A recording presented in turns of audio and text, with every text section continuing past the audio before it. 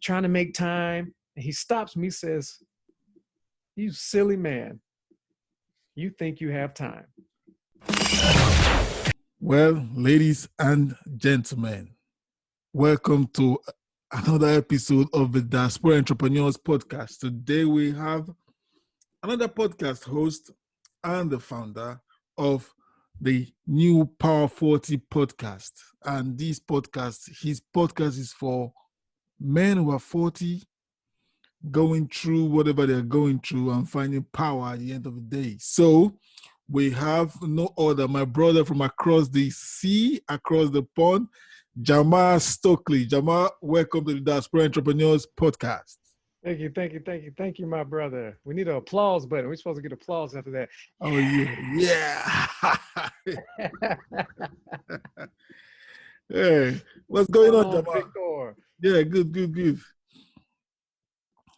What's happening to you these days? Oh, man, a little bit of self-quarantine and reacting to the coronavirus like the rest of the planet, I guess. Well, I won't say the rest of the planet, at least the parts of the planet that get into media. How's that? Yeah, that's cool. Yeah, man. It's interesting times, is it not? Yes, it is. It is interesting times, because of that brings us to what we will be discussing about today, the concept of time and everything that comes with the concept of time, basically, and procrastination, time management, chasing after what everything that has to do with time as much as we can squeeze in. So I just tell us a little bit about yourself, Jamar, and so that the audience will get a feel of you before Sure. we start. As Victor stated, I'm the founder and host of the new Power 40 podcast. It's a new podcast that deals with men, and the label that they like to throw on us type of men is middle-aged, and I just go to the 40 to 45-year-old man who is dealing with a redundant lifestyle. Perhaps he's insane in the way that he's living because he fears changing, he fears doing anything that will actually benefit him for one reason or the other. So I've had a multitude of guests on there thus far, very diverse guests. I've had male, female, so it's just to let people know it's not strictly for the 40-year-old men, because we all support or around somebody that's in their 40s that is male.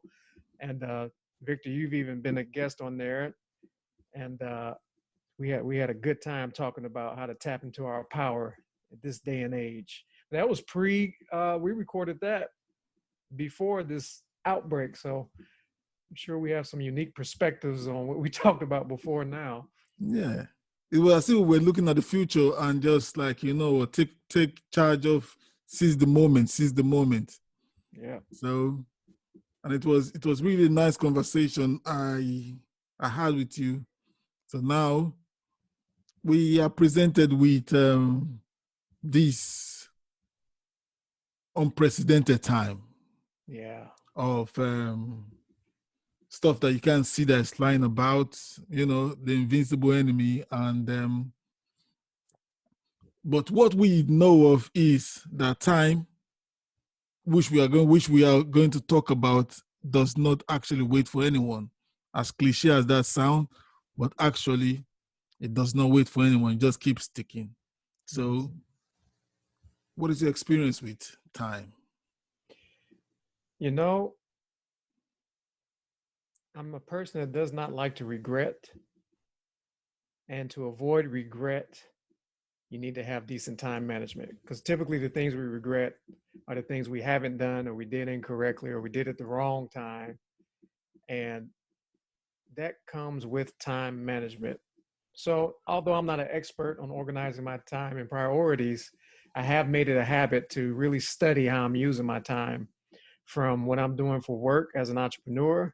As you know, I'm the free thinking optimization expert. I do motivational speaking, seminars, workshops, all that fun stuff, life consulting and business to business consulting.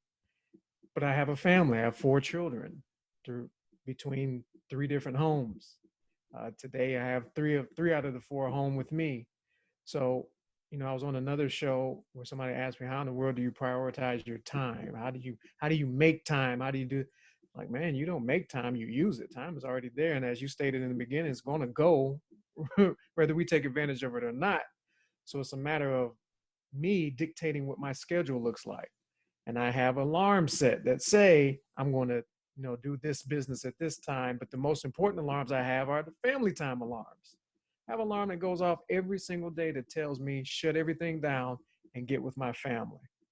So, you know, without digging into the traumas of my past, or the pains of my past that caused me to really start to focus on the clock, it's a matter of making time management a habit in everything you do. Time is very important to utilize. Have you because it seems you were hammering about time not being time is always there for us to use.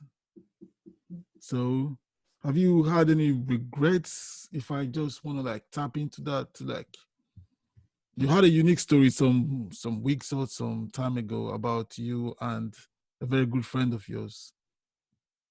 Yeah, I had a friend who, when I moved from this place in East Tennessee and I'm in the United States. I know some of your listeners are clear across the globe, so let me specify where I'm from. I'm in the United States, living in Nashville, Tennessee. Feel free to Google. But when I first moved here, one of my first jobs was with a mature male. He's about almost 30 years my elder, and we bonded fairly quickly. He's a very, very important person in my life. He served as a mentor, life coach at times. He just an awesome person. He and his wife. And what happened jumping forward in our relationship is when I became independent, became this entrepreneur, I got very, very busy, right? And I didn't have time, quotation fingers, to call him as much as I did, to spend the time with he and his wife like I used to. And so he calls me up one day. Oh, I can't believe you answered. I was like, yeah, I know I'm missing out. I'm not calling like I used to, man. I'm just getting so busy, and I think to call you and I forget, and I'm trying to make time. And he stops me, says, "You silly man, you think you have time." And when he said that, it just rocked my very soul. It stuck with me even to this day. When I say it, it's unnerving, man. It's like, oh goodness. And so I started to have this introspective look at myself to see, what am I doing wrong? Where am I imbalanced? What do I need to align with as far as my priorities, in order to prove to myself that this person is as important as I say he is, that I love him as much as I do, that I care for him as much as I do. Well, as I'm going through this process, he ends up getting terminally ill. Very healthy man, but it was this gift and this curse. He broke down and went into a coma. And I was at that hospital all the time. And this place was a good 45 minutes to an hour away from us. But I kept going to the hospital, and he wasn't conscious of the fact that I was there. Jump forward, he recovered because he was so healthy. And, he didn't even know he was gone. And we communicated a whole lot at first, and then it died right back off. And, other things got prioritized over me and his relationship, or our communication rather. But the fact that he said, and I may have flip-flopped the stories with that event taking place before he told me that, but the point is, I started really focusing on how I was using my time. And if I say something is so important, I had to prove to myself that it was that important before I try to prove it to somebody else, because he's not feeling that he's that important if my business is taking priority over calling him or sending him a text message, which he hates. He's a little bit older. He doesn't like text. But it was just making that effort to communicate. Yeah. And so finally, even to this day, I have a reminder that pops up on my phone, just as I was doing with business, that says, call your friend. Wow, that is that is a very interesting and a powerful story, because not so many of us would actually realize and put strategies in place to like to reach out, because um this past few the past 30 days has been, on my end, has been really, really challenging, because I've been losing folks around me, you know, and I lost my father-in-law, I lost my younger cousin, and to make it worse, I lost we lost a little girl, which is my friend's, my elder of my is kind of is older than me. We grew up together in Nigeria. So I saw this baby girl, I saw this kid when she was like less than a year old, and she passed away before she became 12. So that was really just how time just keeps going, whether you pay attention or not. Time keeps on ticking and keeps on ticking. I had a younger cousin who I lost last month as well. And because I was so pissed off at him, he didn't take the action that I expected him to, because I gave him some opportunities which he was smart enough, he's more than capable enough of handling it, and would have taken him to a different situation or a different environment where he would have been, I don't know, different circumstances. So I was really like vexed at him. So I didn't even want to talk to him anymore. So I've not spoken to him for like 3, 4, 5 years. He got married late last year, and he was scared to reach out to me because he knew that he has really erred on my part. So because he asked for this opportunity and I gave it to him, and he just like miscued it. So he got married. He didn't reach out because he was kind of like overthinking it. And I believe if he had reached out, I would have like maybe, no, not maybe, I would have said, no, I don't want to do anything with you anymore.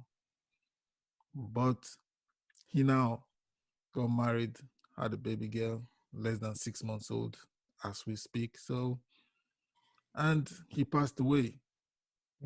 What for? You get, so time, all we have is now to just like reach out. You get, so I say time heals all wounds. Maybe I don't know if how to like, because there's no actual script when you lost someone, because that person is gone. Only your memories that you kind of like try to connect, make up stories in your head to like get the good part of it, and don't bother yourself with the. But for we that are still breathing, for we that are still free, for we that still can engage ourselves in something productive, yes, I would concur with your friend. That's silly you think you have time. Yeah. Yeah, relating this back to one of, we've been through this business accelerator program for the past few weeks now. And you know how people prioritize their time. What would you say about that?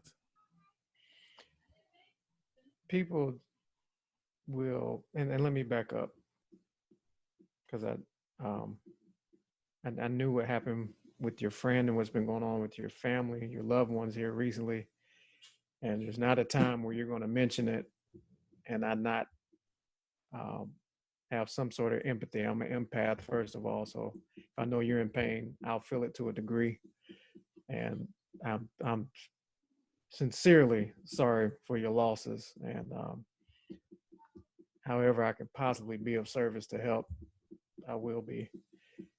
And, in regards to that conflict with your friend, Um, One of the things that I was coached to a long time ago was to tell bad news fast and to get over it faster. And too many times do we allow conflict to dominate our lives and our relationships and push us apart from people. And in retrospect, now I'm sure with you and many people who haven't even lost loved ones, you kind of look and say, why did I let that much time go between us? You know, why wasn't I a part of the successes in this person's life? Like your friend, he got married, he had a child. Those are beautiful, successful moments in a person's life. And to let anything come in between it, albeit I'm sure, based on what you said, you had plenty of reason to disconnect. You provided an opportunity because you saw the potential in somebody else, which is admirable. That is a wonderful thing, something that a lot of us don't do. We definitely won't take the time to share an opportunity with somebody else and say, hey, this is better for you than me. Why don't you take it? A lot of people won't do that. They'll just let it fleet, let it fall by the wayside. This is super admirable, man, for you to do something like that. When you see somebody squander the opportunity, it impacts you again because you care so much. And in this case, you decided to disconnect this time. And I don't know how many times this had happened in the past for you to get to the breaking point. But I'm sure you had reason because of how it was affecting you.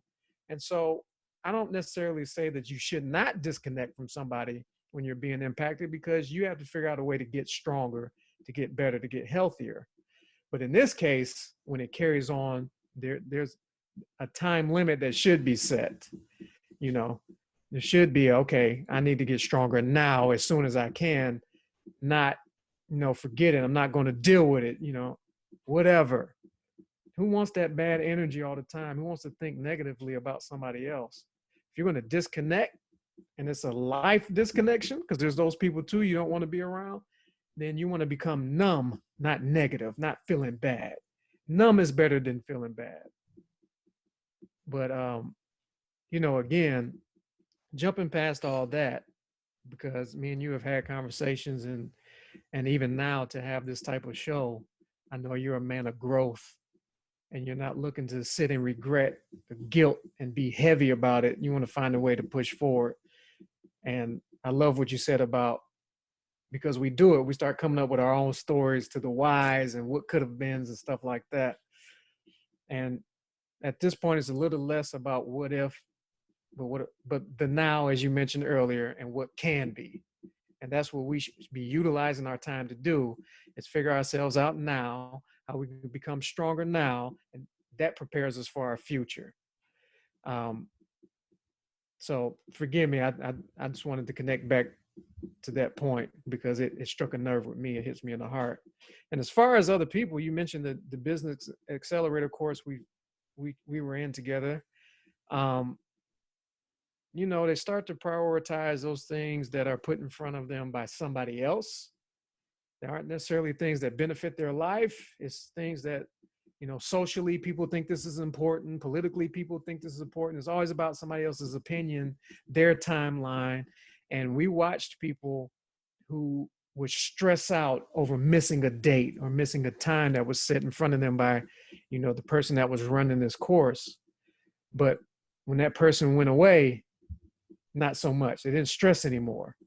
When it was left up to them to express their freedoms and take hold of their lane and what they wanted to do and their aspirations and really go for it, they start to ease off, and time wasn't as important for this anymore. So I think it's very interesting how it takes that person standing over us with the whip, and I'm saying this very loosely, cracking that whip over our back to get us to stay in line. But when we're allowed the space to do it ourselves and to own our way, we fall short all the time. It's interesting. What do you think? You think is the accountability or the willpower or that makes us fall in line when it's a whip? It's all the above, and it really shows us what our value system is. Instead of us valuing our own mind, our own word, and holding ourselves accountable, because so many of us value outside influences more, then it makes sense that when that person says move or do this, that we react and we get anxious and stress out. It makes sense because we don't value ourselves and our own opinions enough. We don't have a lot of confidence in our own mindsets and our own abilities. It's a personal problem. So do you think because you mentioned something very interesting now about if I should paraphrase it, that lack of confidence is making us not to value our own opinions and rely on someone else's one? Yeah, and here's the thing, it's not about being a narcissist. It's not about being overly confident because I am this and I am that and I'm big bad. No, it's not about that. You can even be confident in your ignorance.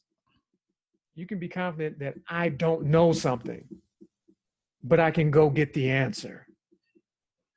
If people were more, instead of trying to impress and put on the mask to fool somebody else to thinking, yeah, I know the answer, I'm good. Oh yeah, and you get the bobblehead effect and you just nod and yes, yeah, you're right. Yeah, I know all about that. No, it's okay to say I don't know.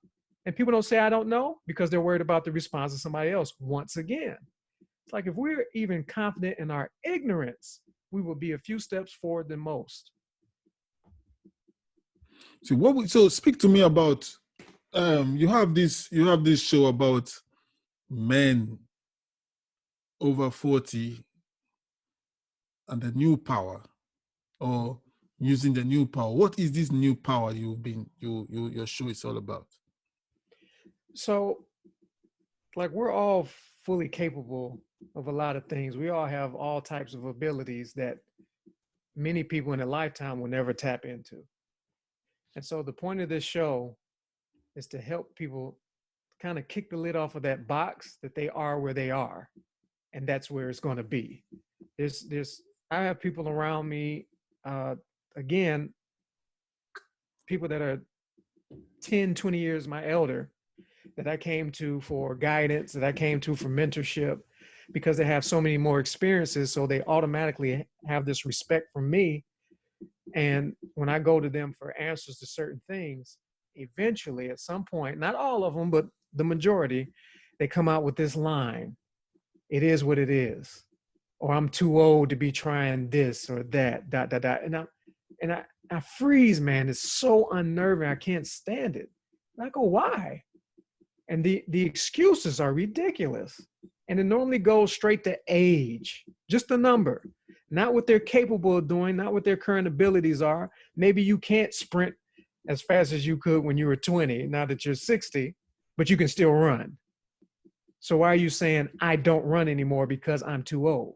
You know, I'm simplifying it just to make it make sense, but it drives me nuts. So at this point, especially at that age of 40, when we hit that, again, quote unquote, midlife crisis that many of us do, and we start to have this retrospective look at life and the things I haven't done, I wish I would have.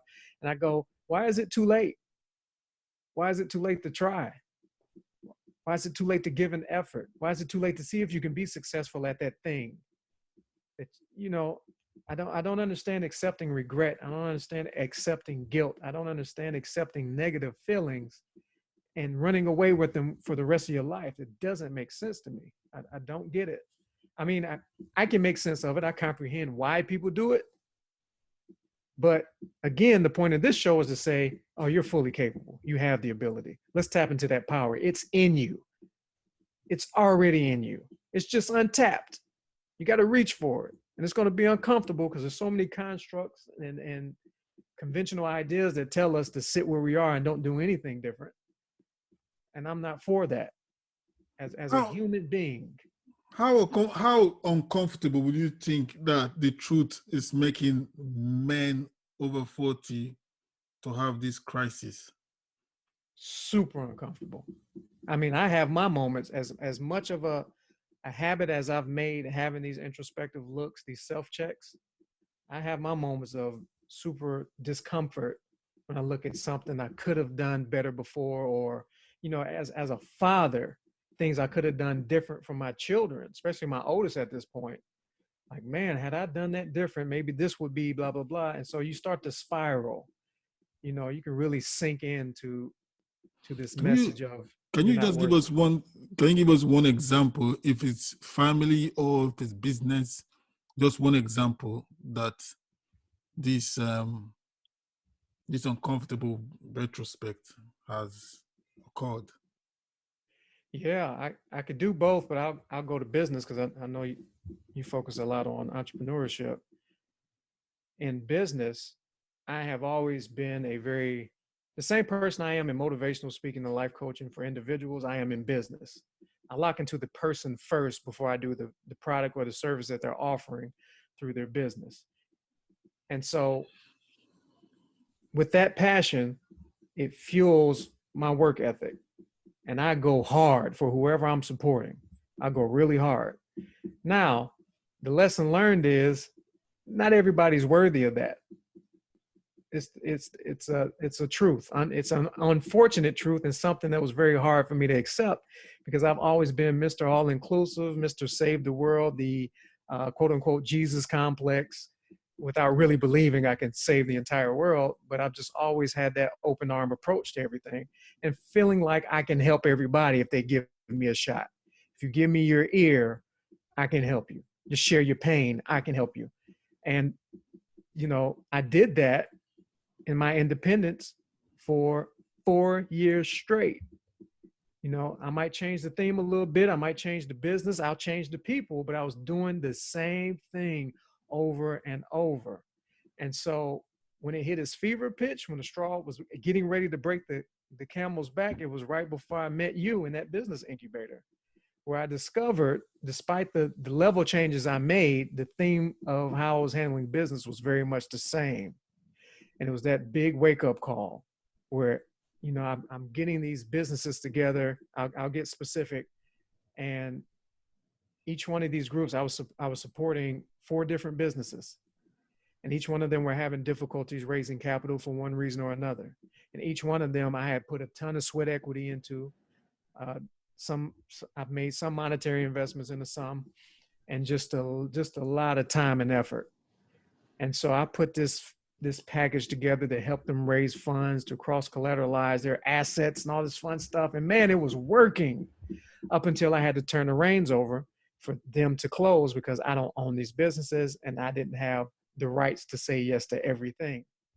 And some of the efforts were lackluster. Some people just dropped the ball. And that was the wake up moment, man. I was like, you did it again. Yeah, you leveled up. Yeah, you went from going after thousands to millions and stuff like that. Yeah, you got into some rooms that you hadn't been in before, but the theme of how you're handling business is the same. You're insane. Man, it was uncomfortable to call myself insane. I do a thing when I host certain courses or whatever, where I have people point in their own face. I say, how does that feel? It's very uncomfortable. That's why nobody wants to do it. Nobody wants to deal with the man in the mirror. It's always easier to point at somebody else and make them the target. I could have very easily pointed at everybody else and made it their issue, but I'd walk off doing the same thing again, most likely. So it was important for me to check out of my normal reality, insert myself in that business incubator we were in with total strangers clear across the globe, and let them be my accountability partner because Jamar was not doing well at that moment. Yeah, you mentioned pointing fingers. you know, calling yourself out is real talk. When you call yourself out, it's the real deal. When you're honest about yourself, I'm really, really messing up right now. It's the real deal. You mentioned the real life, you mentioned midlife crisis and personal accountability. So when do you think when we give out our personal, when we fall short of our personal accountability and we get over 40 and we hit that realization, is that when this crisis sets in? Yeah. Yeah, because like my one of my business partners, he always says I'm on the back nine. He's he's He's in his 60s. He's like, I'm on the latter part of my life. I'm getting towards the end. Oh, is So that what everything he, is that what the back nine means? yeah, it's a golf term, and I'm not a golfer by any means, Mhm. but if it's 18 holes on a course, you got the front nine and then the back nine until it's the end of the game. Okay. So that's how he relates to it, and that's a mindset that I don't favor. I'm like, you still have this much life left. What do you say to even in your experience, Victor, with the young one that you just lost? What would you say to that child? When they're on the front nine, did it matter? They only had this much life left. So you don't know how much life you have left. So why are you focusing on the end date? So I think absolutely, because of our perception on life and how much time we have left, people hit this midlife crisis because they're like, oh, half my life's gone. I'm like, why are you having it? Why, instead of it being half, why couldn't you live 60% more, 80% more? There's people that live up into their hundreds these days. Why can't you be that person? So yeah, I absolutely believe that our perception is what causes that midlife crisis. Our perception of time is what causes that midlife crisis. Yeah, and the times that we are right now, it's not. It's a very great time for us to like realize what is actually happening in front of us right now with this unidentified flying object that's going about. It's an unidentified flying object, the unseen enemy that is moving about, causing Microscopic, invading all of us yeah, territories. Yeah. shutting down borders, shutting down shops, shutting down businesses, you Yeah. know, and Yeah. with the mainstream media, it is trying to shut down. No, not it is trying. It is shutting down millions of minds. Yeah. It is pushing out fear, fear, fear, fear, fear.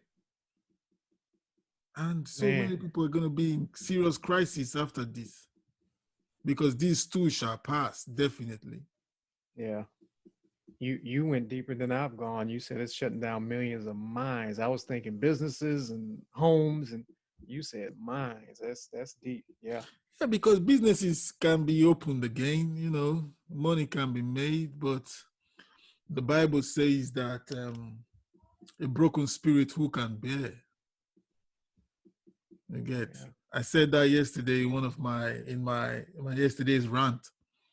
I said that, and she called me out. Say, you see, we all are going into the subconscious where the Bible resides, where the Word of God actually resides. So when you think you were not listening, when you're not paying attention in the Sunday school, Yeah. it is there now. So the Bible teachings are coming out now. So that is your backup. So a broken spirit who can bear, you know, spirits are being broken right now. Minds are being shut down. Fear is like creeping all over. Yeah. You get. And that makes us not want to take advantage of time. Yeah. But we use it the wrong way. We Yeah. abuse it. Yeah. Yeah. I'm How does watching. fear, let me ask you this. How does fear affect time? Yeah. We can use what's going on now, current events, as the parallel to what I'm getting ready to say. So fear causes people to either react wrong or not react at all. They'll hit the panic button and they'll start doing things that they normally wouldn't have, or they'll go crawl up in the corner somewhere and attempt to disconnect as if they can stop the clock, you know. And in both cases, I find it to be an abuse of time. And it's not, from my perception, is how does it benefit you? Who does things intentionally, and I'm not talking about the extremes of drug and alcohol, you're not going there, just generally speaking, who does things intentionally to not benefit themselves? Who does things that hurt themselves? And that's what's happening right now with this pandemic, is I'm watching people here in this country alone, they're losing their minds. They're going out buying up all the aisles of toilet paper and hand sanitizer and this everything. And I'm going, while you're here um, buying up all these items, where's your family? And I'm watching adults fighting and getting into fist fights and stuff. I'm like, why wouldn't you connect with your neighbor and come up with a plan to help one another? You know, what are you doing? Why aren't you using your time more efficiently? Why are you letting the scare tactics of another person? Because we're not even talking about media at this point. A lot of these people are texting, and sure, it might have rooted from media, but a lot of these people, it's coming off text messages and phone calls and Facebook and whatever it is, and they're running away with whatever they hear from somebody else instead of taking a step back and saying, okay, what do I have? What am I capable of doing in this environment right now while there's a pandemic going on outside, instead of running into the pandemic and doing exactly what the government told you not to do when they talk about social distancing and staying home and self-quarantine. You're doing just the opposite because you hit the panic button. So it's an abuse of time. It's an abuse of time. But unfortunately, we've been trained up this way for a long time. This didn't just happen. Yeah, we've been programmed to do all these kind of panics and bunking go underneath. So the program is for real. So we need to like take charge of our minds. So can you obviously your show is about power and empowering over 40s. I'm like going on about that as a broken record because I'm over 40. So every little helps, that is the slogan of Tesco's. One of the mega shops, every little helps. So if you can get every little advice that can empower you, why not? You lash onto it. So as a motivational speaker and as a podcast host, what can you give us some steps, maybe like 3 steps to like get out of this funk, of this cloud of fear?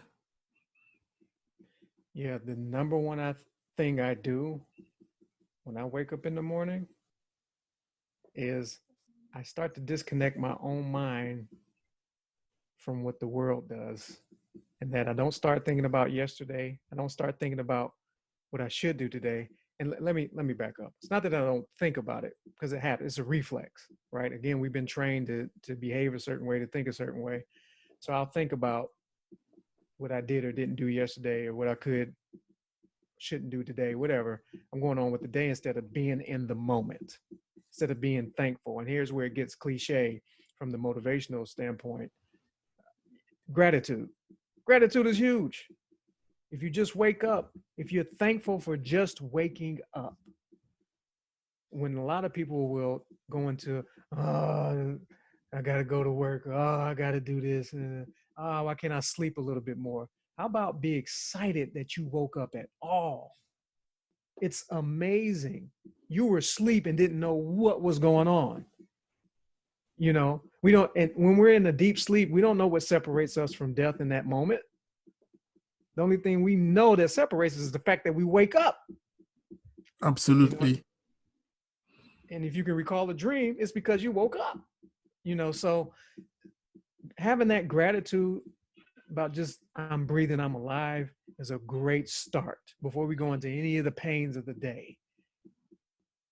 And then post that, it is going into the day and what do I want to do to be a benefit to me today?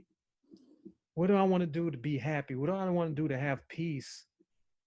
Those are important things before you start going into what somebody else's influence may push you to do, like going to work or my kids screaming or whatever it may be.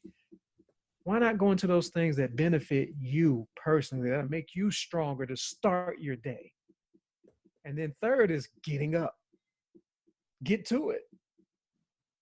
I used to be one of those people that hit the snooze button, set that 15 to 30 minute buffer to where I could keep hitting the snooze button over and over It's like, how many times did I wake up and try to go back to sleep unsuccessfully when I could have got up and done something positive to get my energy going?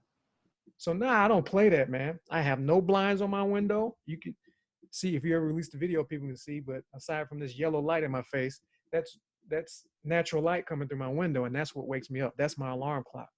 So whenever the sun is up and whenever that light comes through the window, it ain't the alarm or my kids that get me up. It's the sunlight. It's natural light. When that thing hits me, man, I wake up happy. Used to be a time I wake up frowning and mad. Now I wake up happy. And that was intentional for a while. I had to develop that habit. I had to train myself to do different than what everybody else was doing, than what my mother did when she used to have to get up for work, complaining and needing her coffee and all these other elements to help her get through the day. No, I got enough in me to be happy.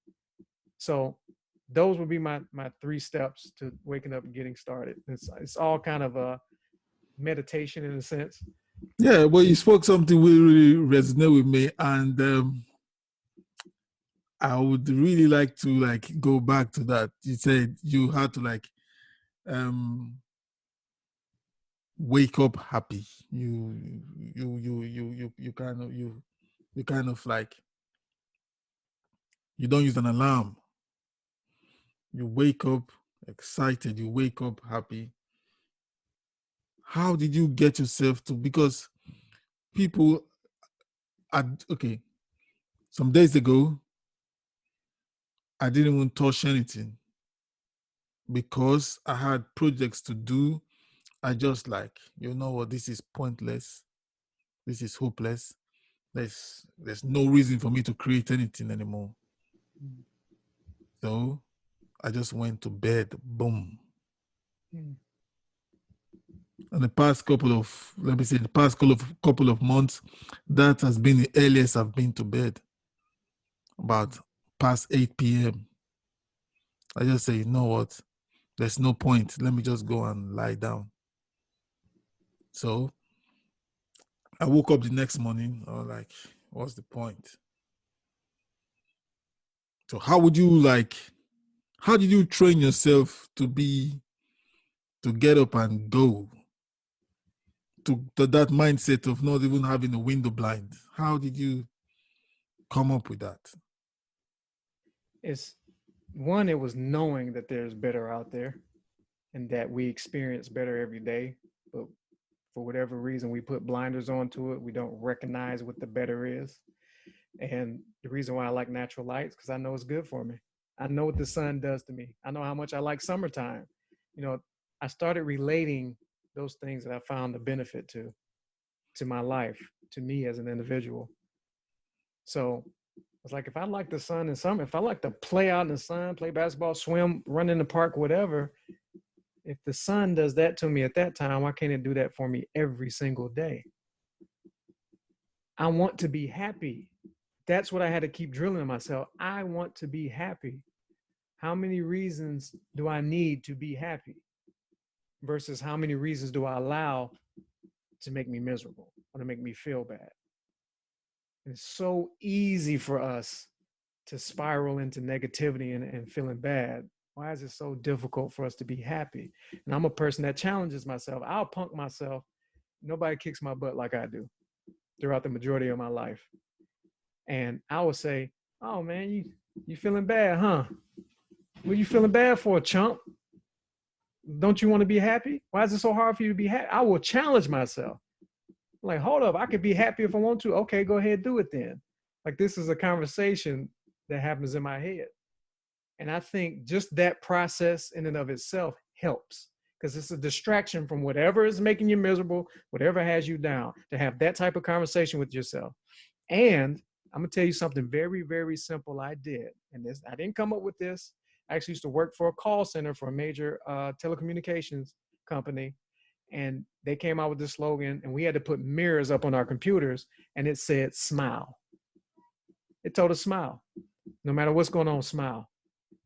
And so that's something that I'll do, especially if in my mind I'm starting to spiral into something deep that's taking me away from good energy.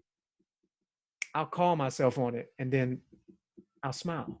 I'll just freaking smile, and I'll make it uncomfortable. I'll make it big. I'll make it ugly. I'll do whatever it is to get me out of that mood. See what I mean? It's happening now. Yeah. It makes sense because the conversation you have with yourself is a big factor. Yeah. Because you said something just now which is kind of revealing the kind of conversation that you have with yourself, or the dark, the two-faced conversation you have with yourself. Oh, I thought you wanted to be happy. Mm-hmm. And what's the point of being happy? So both conversations can be going on. So it's the one that you actually like befriend. That's the one that, in my opinion, that's the one that actually like grows. The one you actually feed is the one that grows. That's right. Yeah. So if you feed the negative conversations in your head, it grows. If you feed the positive conversations in your head, it grows. So from what I can deduce from our conversation now, given this whole, I would say, debacle that is going on around us, is that you have to develop positive, not just positive action, not just positive statements, but positive actions as well. Because when you, according to your step, you wake up, you disconnect from the woes of yesterday, and you be in the moment. You are up, you are up. Yeah. Yeah, you get into the now, you are grateful, you are thankful, and you're excited that you are up, you're alive, you're healthy. So that is coming from the conversation that we are having now. This is what I just wrote down now from your 3 steps that you use in the morning. And yeah. And the second step was that, what do I do today? Because you can't live in yesterday. Yesterday is gone. Yeah. So what do you do today? Guys, if you're listening to this, come on. This is a very good conversation to have with yourself. What do you do today? What are you going to do today to have peace? What are you going to do today to have your power? What can you do today to benefit you today? Yeah. That's the second step. And the third step is to get that up from your bed. Yeah, take action. Get up from your bed now. Yeah. No snooze. No snooze. Don't snooze it. Just get that up. snooze, man. Just get up. If you can develop so much power that you don't need any window blinds, good luck to you. Yeah, good luck to you. Because I still have my window blinds. and when my alarm goes 4:50, I try as much as possible to get up before 5, because I want to get up at 5. So I find that if the alarm goes up at 5, I kind of like move about a little bit before. No. But if the alarm goes up at 4:50, before 5, I'm up. Interesting. Yeah. So I kind of like, and I'll try to like justify why I'm going to get up. I'll just say, yes, ooh, I need to do some editing. Ooh, I need to do some stuff. And I'm like, okay, let's go. It's a beautiful day. Let's go.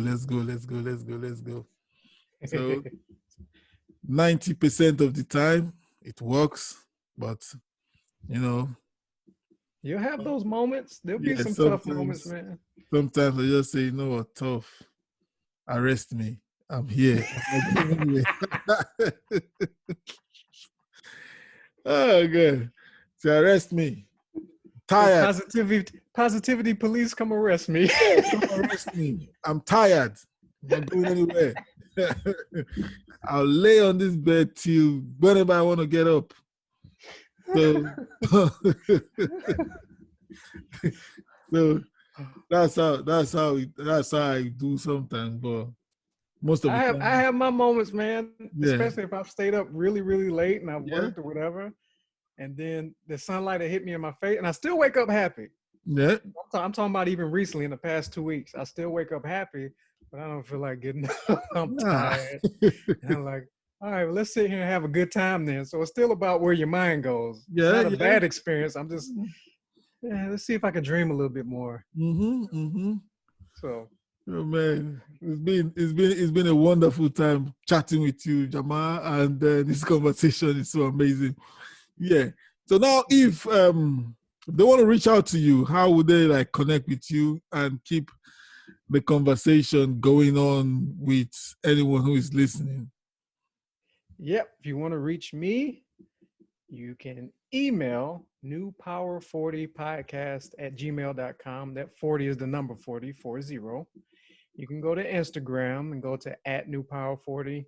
You can go to Facebook and go to @newpower40. It's always the number 40. Or you can just reach out directly to me, Jamar Stokely, on Facebook. And if you would like me and Victor to continue these conversations, make sure you tell Victor, email him, reach out to him, tag him on social media. You can reach him just like you can reach me. Reach out so we can keep this thing going. This is good stuff. Yeah, this is good stuff. This is good stuff. So, my people, to all you diasporans, all you entrepreneurs out there, you sheeps, this is Victor Osio, your host, and I'll say thank you very much for listening. Thank you, Jamar, for being our guest, and it is a privilege to have you here. Thank you, Thank you brother. very much. Thank you.